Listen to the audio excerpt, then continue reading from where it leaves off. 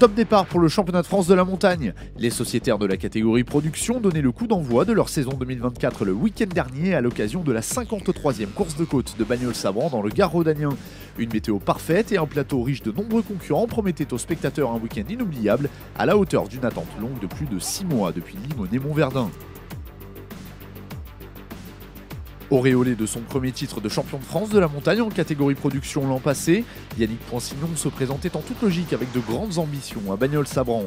N'ayant jamais remporté l'épreuve, il devait de nouveau composer avec un tracé en partie défavorable à son imposante BMW M3 E92, mais trouvait tout de même rapidement le bon tempo en prenant les commandes dès la première montée d'essai du meeting. Les commandes, le Vosgien ne les lâchera justement jamais pour s'offrir une nouvelle victoire et lancer parfaitement sa saison 2024.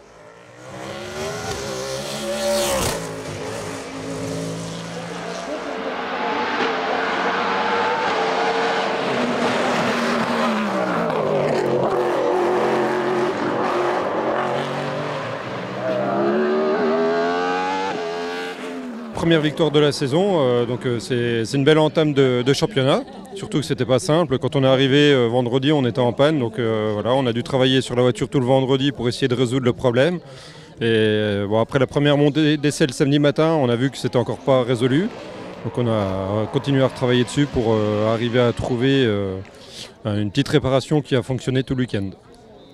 Sur ces terres, l'enfant du pays, Jérémy Avellaneda, a inauguré à la perfection sa nouvelle Porsche 991 GT3 Cup. Le Bagnolais s'empare de la seconde position finale du classement général avec des chronos très prometteurs.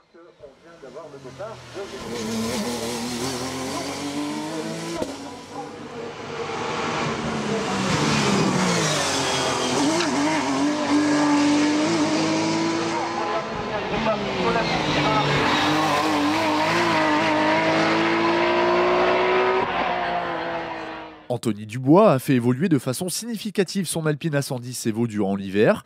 Sa 3e place scratch dans le Gard prouve tout le potentiel du package qu'il forme avec sa monture.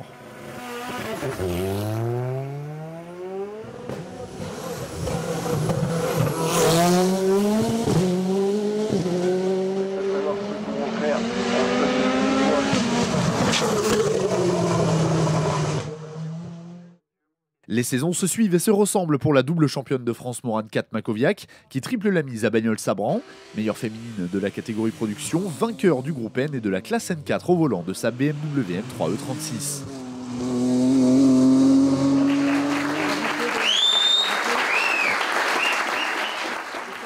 Baptiste Thomasé, auteur du meilleur temps en course dans le cadre de la classe A3, place sa Renault Clio 2 Cup au sommet du classement des pilotes de moins de 25 ans engagés en catégorie production. Il en termine donc meilleur jeune.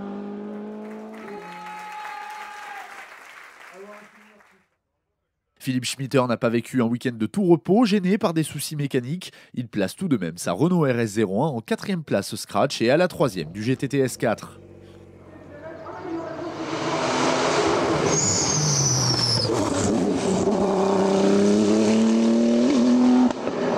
Le champion de France production 2e division au titre Jean-Marc Gandolfo prend la 4e place de la classe et la 6e place du général sur sa Porsche 991 GT3 Cup.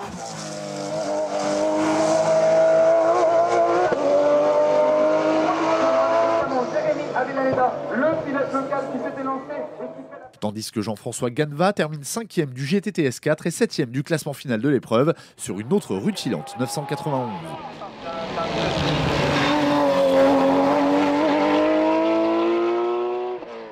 Venu à Bagnols-Sabran pour une pige avant le début du championnat d'Europe de la montagne, Nicolas Granier termine 5e du général et 2e du GTT S3 sur sa nouvelle Audi RS3 LMS.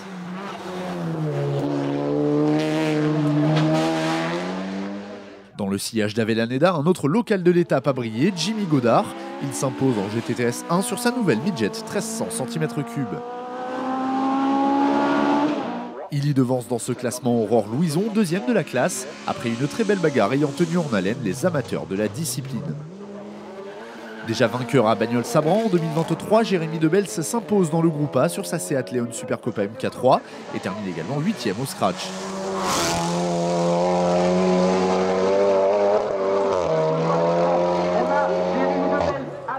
Sébastien Lemaire n'aura pas mis longtemps à s'habituer à sa nouvelle monture, une Cupra MK3. Il se hisse en 2e position du groupe et à la 9e du classement général. Une grosse explication a eu lieu pour le gain de la 3e place de la classe A5. C'est finalement Alain Perrault qui a eu raison de son adversaire du jour. Il termine 10e au scratch sur sa Seat MK3. L'adversaire du jour n'était ni plus ni moins que Francis Dauzière et sa Cupra. Le tandem se contente finalement de la 4e position de classe, mais il ne faudra pas l'oublier de sitôt.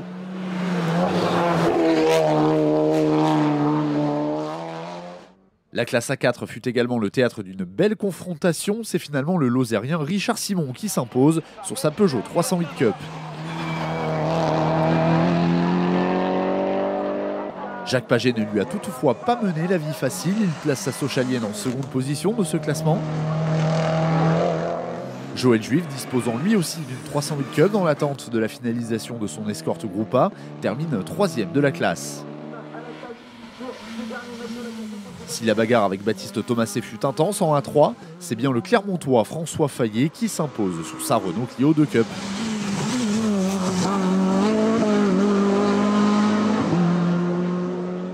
Alexandre Guillemard, nouveau venu sur le championnat, complète un podium de classe 100% Clio 2 Cup et termine 3e du A3. Dans le groupe FC, Joël Casalins a dû s'employer pour s'imposer, mais il triomphe tout de même au volant de sa Scora Type 2.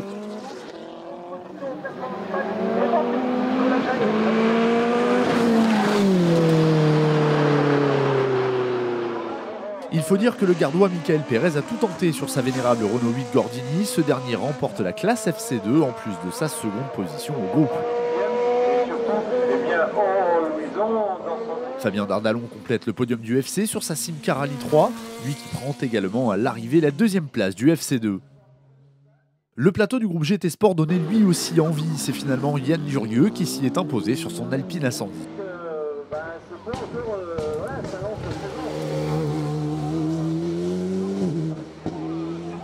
Éric Michon place sa Ferrari F430 Challenge en seconde position du groupe.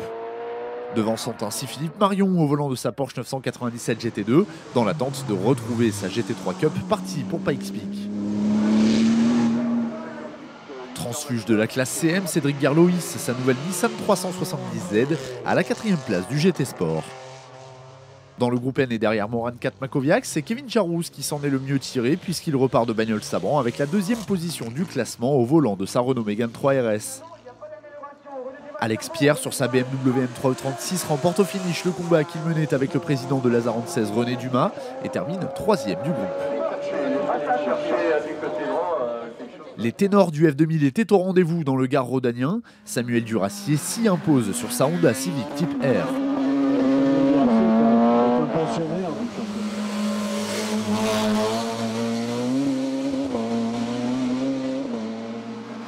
Gilbert Pénaud prend quant à lui la 2e position du groupe et de la classe F2003 au volant de sa Peugeot 205 GTI. Enfin, en VHC Productions, signalons l'excellent début de saison d'André Tissot sur sa Marcadier Barzeuil. Peu verni ces derniers mois, le Savoyard remporte à son volant le groupe 5.